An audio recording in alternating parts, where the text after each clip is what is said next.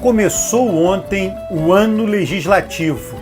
Hoje, terça-feira, essa semana, terça, quarta e quinta, os parlamentares vão se reunir em Brasília. E sabe qual será o principal assunto desse início do ano legislativo? O principal assunto será o que diz respeito às emendas do orçamento.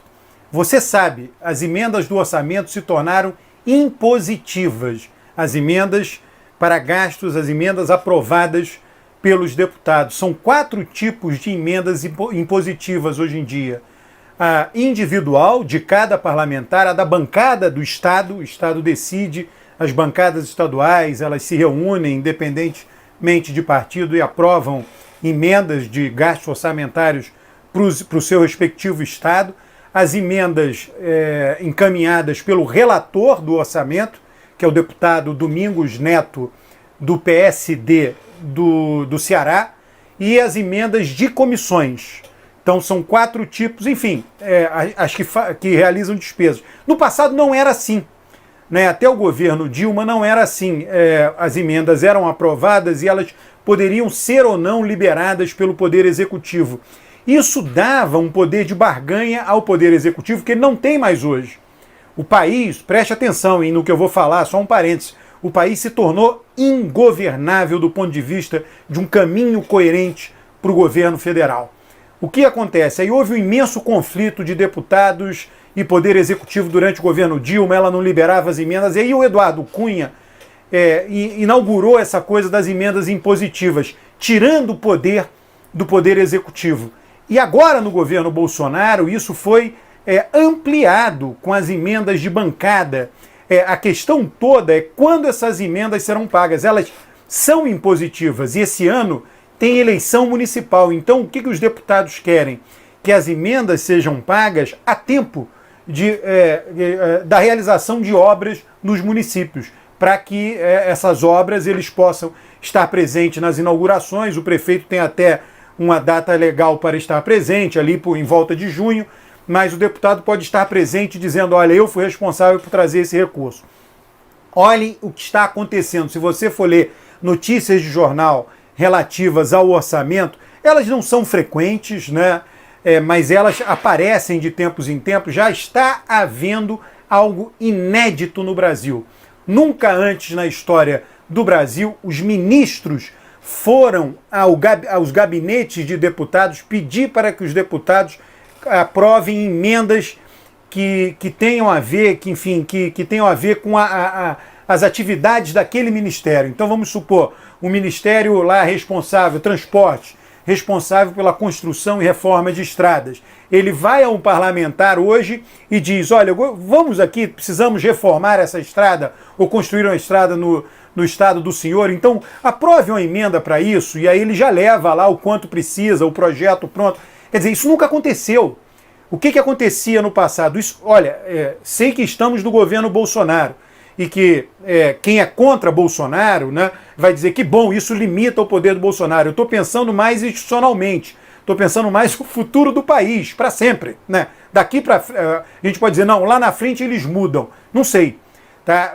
O Brasil virou uma colcha de retalhos. Então, se um presidente da República tem um plano, digamos assim, um plano de desenvolvimento, não é o caso desse, não tem plano nenhum, mas se um presidente da República, o próximo, tem um plano de desenvolvimento, é necessário modernizar as estradas, duplicar as estradas, enfim, um plano qualquer, ele vai lá e coloca esse plano lá no Ministério do Transportes, Obras Públicas, etc., ele vai precisar agora que os parlamentares coloquem emendas no orçamento para que esse plano seja executado. Antes não, o Poder Executivo propunha isso e isso era aprovado no orçamento, os parlamentares aprovavam isso. Então a dificuldade de governar, de ter um governo que caminhe numa determinada direção, uma determinada direção que seja minimamente coerente daqui para frente, ficou imensa, imensa, imensa. E outra coisa, né, que não é pouca coisa, tá? O Poder Executivo no passado, isso está lá, governo Fernando Henrique, governos Lula, o primeiro governo Dilma, o governo ele precisava de uma maioria parlamentar. Então ele tem a maioria do partido dele, partido dele dá lá todos os votos, os votos do partido, e ele vai tentar conquistar votos de outro partido. Aí o que ele faz para essa conquista? O que ele fazia, né, para conquistar voto de outros partidos? Ele dizia, olha, eu vi que você aprovou essa emenda. Eu libero a sua emenda, mas desde que você... Era uma barganha. Eu libero a sua emenda, mas desde que você vote comigo. Aí o parlamentar, tá bom, quais votações você quer? E aí o parlamentar ia lá, votava e o governo empenhava a emenda dele, liberava a emenda dele e ele podia fazer o gasto. Hoje não, o parlamentar aprovou, está liberado automaticamente. E o parlamentar fica absolutamente livre para votar como ele quiser no Congresso. O que aparentemente, muita gente acha isso fantástico. Não no nosso sistema eleitoral, no qual o voto é na pessoa.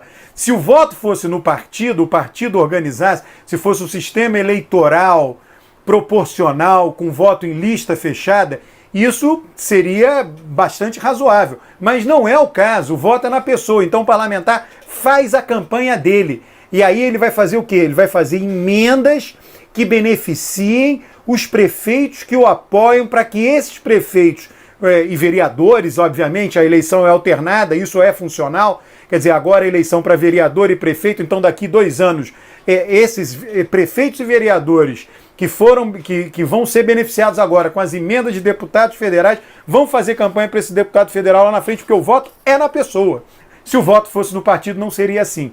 Então isso aumenta a natureza colcha de retalhos do nosso orçamento, tal como ele está funcionando hoje.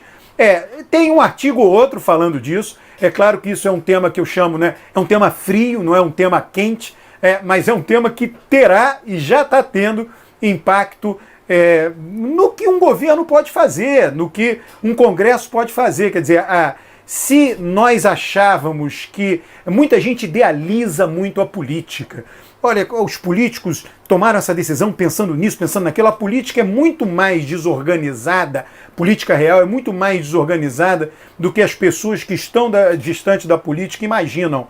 Né? É por isso que muitas decisões são decisões que não fazem sentido, porque de fato tem uma pressão daqui, uma pressão de lá, e as pressões vão sendo atendidas. Ainda assim, o Brasil veio conseguindo resolver grandes problemas. Eu estou pensando em coisas muito macro, a inflação que era imensa lá atrás foi controlada, políticas sociais que nunca nós tínhamos adotado, passamos a adotar depois da Constituição de 88, depois dos governos, política social de redistribuição de renda. Então, quando a gente olha historicamente, de uma maneira muito macro, o Brasil vem tratando de seus problemas. Não existia sistema de saúde para a população morria precocemente, não tinha assistência médica. A irmã Dulce se tornou santa porque fez um hospital numa época que não tinha SUS, imagina. As pessoas não tinham assistência médica. Né, e isso foi universalizado. O Brasil, né, incrivelmente, só tornou obrigatório e universal o ensino fundamental com a Constituição de 88, coisa que outros países do mundo, a maioria, já tinha universalizado. Né? Então, temos várias coisas muito atrasadas, mas foram tratadas, vêm sendo tratadas, com todas as críticas. O fato de termos avançado não significa que não tenha problemas. O fato de ter problemas não significa que não tenhamos avançado. Agora, tal como estruturamos hoje no Brasil a distribuição de recursos, são os recursos não obrigatórios do orçamento. O que é um recurso obrigatório? Tem que pagar o salário dos funcionários públicos, tem que gastar com a manutenção do funcionamento do governo, são coisas que são obrigatórias, já tá, principalmente a folha de pagamento, aquilo ali está tudo contratado. Os não obrigatórios são investimentos, programas novos que se fazem e obras que são essas emendas de parlamentares. Então, esses recursos são chamados recursos discricionários. Eles podem mudar de ano para ano. Então, isso virou muito mais do que era no passado, virou uma colcha de retalhos. Uma colcha de retalhos. Será muito difícil para esse governo, isso é bom, porque o governo é muito ruim, mas para os próximos governos, pensando as instituições políticas brasileiras, será muito difícil para os governos implementarem uma política coerente com a combinação do nosso processo orçamentário hoje, com o sistema eleitoral que temos.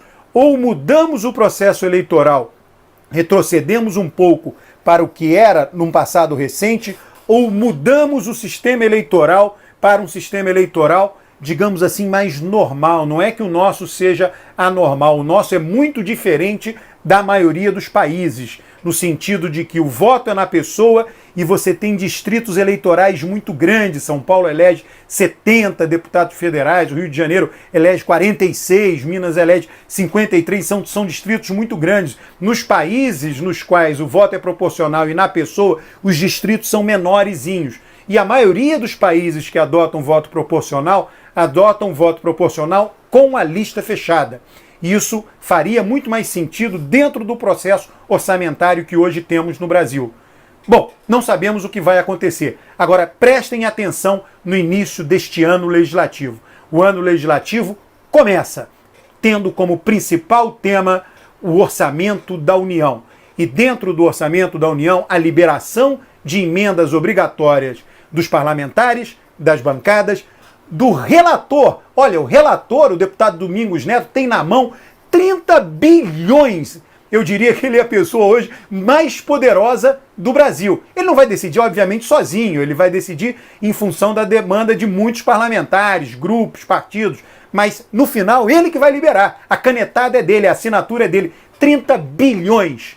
Deputado federal, Domingos Neto, do PSD do Ceará. Hoje ele é a pessoa que mais pode direcionar recursos orçamentários no Brasil. E uma vez assinado por ele dizendo vai naquela direção, acabou, tem que ir. Vai para aquela obra, vai para aquele gasto, para aquela despesa, tem que ir. Era isso que eu queria chamar a atenção. Preste atenção no noticiário relacionado às emendas dos parlamentares. O ano legislativo começa, no meu entender, e terá isso como a primeira preocupação dos deputados.